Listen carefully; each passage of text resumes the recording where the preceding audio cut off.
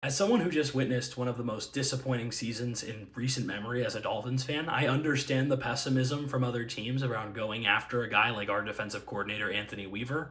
But I will say, genuinely, from the bottom of my heart, I think he was one of the few bright spots on a very bad Dolphins team and somebody who honestly deserves the head coaching interviews he's getting.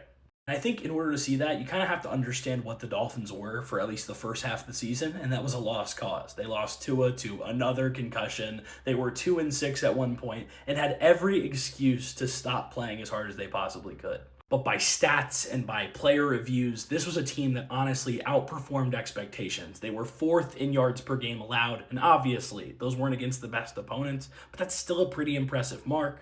And again, if you just see the impact that he had on the leaders of this defense, like Jalen Ramsey, who called him a great leader, a great motivator, like these are guys that rallied around their defensive coordinator.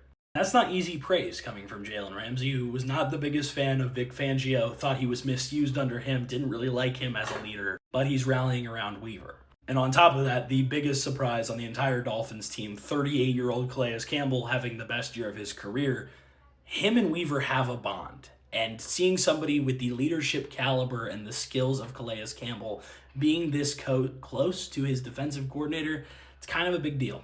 And I know that these are small things, but I'm really trying to read the tea leaves here because at the end of the day, the biggest thing for Anthony Weaver as a defensive-minded head coach is going to be, can he build a staff around him that helps them compete for championships?